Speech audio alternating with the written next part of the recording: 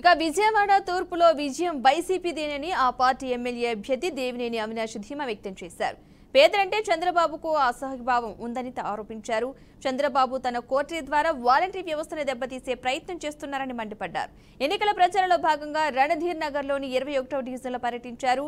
ఇంటింటికి వెళ్లి ఓటర్లను అభ్యర్థించారు.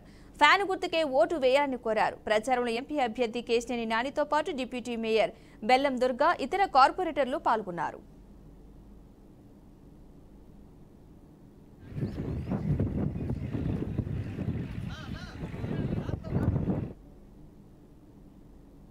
పది సంవత్సరాలు ఈరోజు మన విజయవాడ నగర పార్లమెంట్ సభ్యులుగా ఉంటూ ఈరోజు ఆయన ఎవరు చూసినా కనకదుర్గమ్మ ఫ్లైఓవర్ కానివ్వండి, బెంచ్ సర్కిల్ ఫ్లైఓవర్ కానివ్వండి, ఈరోజు నాని గారిని చూసిన వెంటనే ఈరోజు అనేక అభివృద్ధి కార్యక్రమాలు మన విజయవాడ నగరంలో కేశినేని గారు గుర్తొస్తున్నాయి ప్రజానికానికి. తప్పకుండా ఈరోజు ఎంపీగా కేశినేని నాని గారిని, ఎమ్మెల్యేగా మమ్మల్ని కానివ్వండి ఈరోజు ప్రజానికి అందరం గారు మేము దీవిస్తాం, ఆశీర్వదిస్తాం. జగన్మోహన్ రెడ్డి గారి యొక్క నాయకత్వాన్ని బలపరుస్తాం.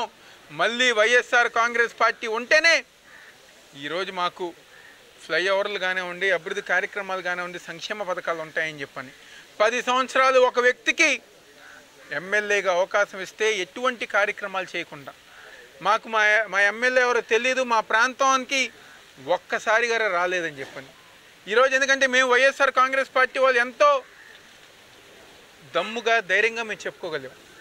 ఈ ప్రాంతంలో 4 సార్లు మేము ఇంటింటికి తిరిగాం. 4 సార్లు ఇంటింటికి తిరిగి ఈరోజు ప్రతి ఒక్కరిని మా సొంత కుటుంబ సభ్యులాగా మేము దగ్గర ఉండి ప్రేమిస్తాం గారు జరుగుతుంది.